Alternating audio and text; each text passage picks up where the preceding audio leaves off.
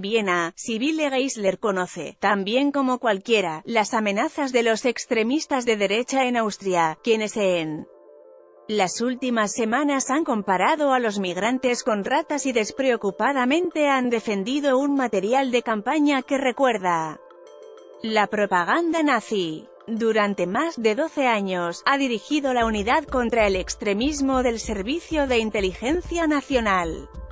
Y recientemente fue testigo en una investigación del Parlamento sobre si la extrema derecha estaba intentando perjudicar a su dependencia.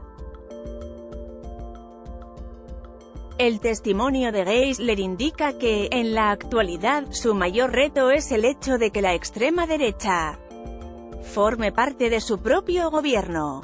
Poco tiempo después de que el Partido de la Libertad, de extrema derecha, se uniera al gobierno hace 17 meses y se hiciera cargo del poderoso Ministerio del Interior, el titular de ese ministerio le pidió a Geisler y a su jefe que le dieran los nombres de los informantes que se habían infiltrado en el ámbito de la extrema derecha.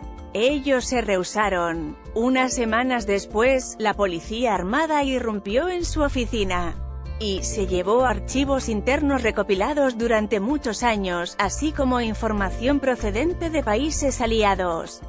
Las consecuencias siguen repercutiendo en la política del país y en el exterior, y han convertido a Austria en una prueba importante de lo que sucede cuando la extrema derecha deja la periferia política y llega a la cúpula del poder en toda Europa. Los nacionalistas y los partidos de extrema derecha están ganando terreno. Imperan en los gobiernos de Hungría y Polonia, mientras que en Austria, en Italia y, más recientemente, en Estonia son miembros menores en coaliciones de gobierno. En Dinamarca, la extrema derecha ejerce influencia sobre la minoría conservadora del gobierno e incluso en Alemania, donde la extrema derecha sigue estando fuera del poder por ahora, ha llegado a ser el principal partido de oposición en el Parlamento y está representada en todas las legislaturas estatales. En los países donde hay nacionalistas en el gobierno, estos gravitan en torno a carteras claves como el Ministerio del Interior, lo cual les da poder sobre asuntos relacionados con la ley y el orden y con la inmigración. En el caso de Austria, esto ha significado un poder excesivo sobre el aparato de seguridad del Estado, cuya misión, en gran parte, ha sido desde hace mucho tiempo vigilar las amenazas que plantean los neonazis a la constitución del país. Ha habido indicios evidentes de la misma lucha incluso en Alemania, donde el año pasado retiraron al jefe del Servicio Nacional de Inteligencia porque surgieron dudas acerca de si era demasiado cordial con la extrema derecha como para vigilar con eficacia sus vínculos con los grupos neonazis. Lo que estamos viendo en Austria es lo que hemos visto en diferentes rincones de Europa, un ataque contra las instituciones independientes, la separación de poderes y el Estado de Derecho, señaló Jascha Munk, experto en populismo y autor de The People vs. Democracy. De hecho, Viena, un afamado núcleo de maquinaciones internacionales de espionaje durante la Guerra Fría, vuelve a estar en el centro de una batalla entre las ideas liberales de Occidente y las fuerzas extremistas cada vez más entrelazadas a través de las fronteras europeas. Los funcionarios del Servicio de Inteligencia de Austria afirman que ya se están sintiendo las consecuencias dentro de este organismo. Los operadores principales describieron cómo ahora están protegiendo a los informantes y a la información no solo de los estados hostiles, sino de los miembros de su propio gobierno. Afirman que incluso los aliados europeos y Estados Unidos han comenzado a excluir a Austria de algunas participaciones en los servicios de inteligencia, por su desconfianza ante la extensa red internacional de extrema derecha y en especial de su empatía con Rusia. Pensamos mucho lo que compartimos con nuestros socios austríacos. porque no podemos estar seguros de hasta dónde llegará la información, dijo en una entrevista un alto funcionario europeo de inteligencia. Esas inquietudes se agravaron en las últimas semanas después de que se supo que el confeso extremista acusado de matar a 51 musulmanes en 2 mezquitas en Christchurch, Nueva Zelanda, había donado dinero al vocero austriaco de Generación Identitaria,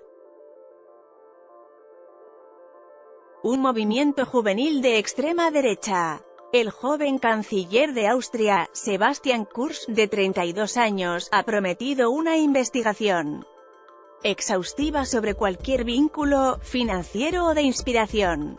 Sin embargo, algunas personas se preguntan si el gobierno puede, o incluso desea, llevar a cabo esa tarea. Kurz llevó a su conservador Partido Popular Austriaco a la victoria en las elecciones de 2017 al darle una presentación nueva, más juvenil y elegante, a la mayor parte de la agenda del Partido de la Libertad de extrema derecha, al cual luego invitó a formar un gobierno de coalición.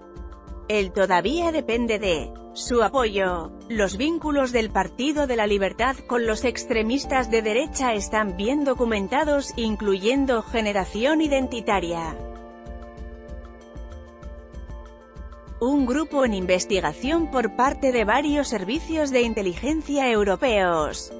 El año pasado, el Servicio de Inteligencia recopiló una lista de 374 miembros de ese movimiento basada en sus donativos. La lista incluía muchos miembros activos del Partido de la Libertad. Una investigación reciente identificó al menos a 48 políticos o empleados del Partido de la Libertad que tienen lazos con Generación Identitaria. De acuerdo con la investigación de SOS Midmensch, una organización sin fines de lucro, por lo menos 4 ministros supervisados por el Partido de la Libertad, incluyendo los ministros de Relaciones Exteriores, de Defensa y del Interior, han dado empleo a extremistas.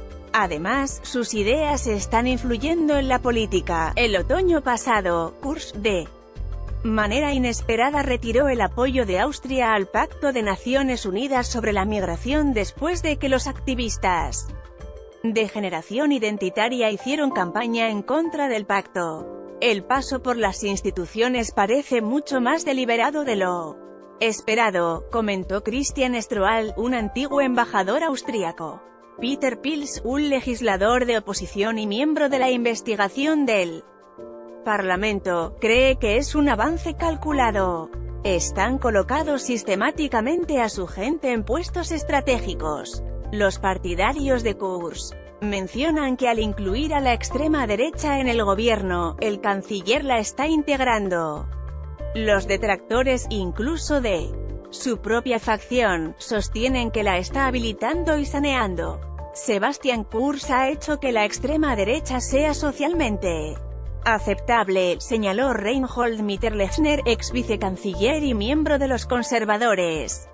En una entrevista en sus magníficas oficinas de paneles de madera en Viena, Kurz afirmó que mantenía su decisión de integrar al Partido de la Libertad al gobierno.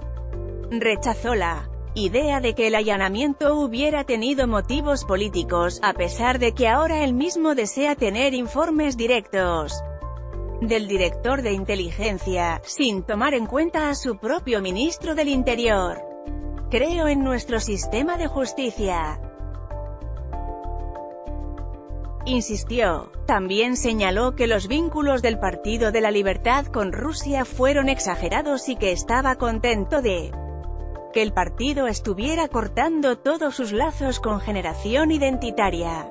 He establecido mis límites claramente, comentó Kurz. En los últimos días, el canciller adjunto de Kurz, Heinz Christian Strache, dirigente del Partido de la Libertad y alguna vez neonazi, dijo que era una realidad el concepto del gran reemplazo de los europeos por los migrantes, repitiendo la emblemática teoría de la conspiración promovida por Generación Identitaria y el manifiesto del atacante de Nueva Zelanda. La redada al propio servicio de inteligencia del país en febrero de 2018 sucedió después de que se supo que una fraternidad de extrema derecha, codirigida por una de las estrellas nacientes del partido, estaba usando un cancionero con letras brutalmente antisemitas. El inventario del material confiscado era largo, como fue visto por The New York Times. Oficiales de una unidad de delitos callejeros dirigida por un socio del Partido de la Libertad se llevaron todo, desde teléfonos celulares personales hasta un DVD titulado Gina Salvaje, en el frenesí del orgasmo, o una película gráfica. También hicieron copias de discos duros que contenían información clasificada de muchos años recibida de servicios de inteligencia extranjeros y del software Neptune, utilizado para intercambiar información clasificada. No pasó mucho tiempo antes de que Geisler, jefa de la Unidad contra el Extremismo, detectara las primeras señales de que los organismos aliados se estaban distanciando de Austria. En mayo del año pasado, le retiraron la invitación a un colega para una reunión europea acerca de generación identitaria 2 horas antes de que saliera al aeropuerto. En septiembre pasado, Geisler asistió a una reunión y se percató de que la habían excluido de varias sesiones. Pregunté por qué no nos habían dado la información. Recordó en una audiencia del Parlamento, y me dijeron concretamente, no nos permitieron comunicarnos con ustedes. También en julio pasado, excluyeron a Austria de una solicitud por parte de toda Europa para localizar de un diplomático ruso sospechoso de espionaje. El servicio de inteligencia finlandés envió una nota a otros miembros del Club de Berna, el foro informal de los servicios de inteligencia de Europa, en la que se indicaba directamente, excepto Austria. El Partido de la Libertad tiene un acuerdo de cooperación con el partido Rusia Unida del presidente Vladimir Putin. El verano pasado, la ministra de Relaciones Exteriores, respaldada por el Partido de la Libertad, invitó a Putin a su boda.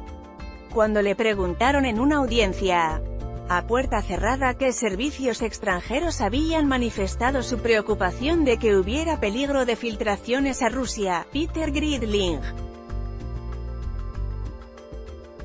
director del organismo de inteligencia, dio una lista de ellos: Estados Unidos, el Reino Unido, los Países Bajos, Alemania.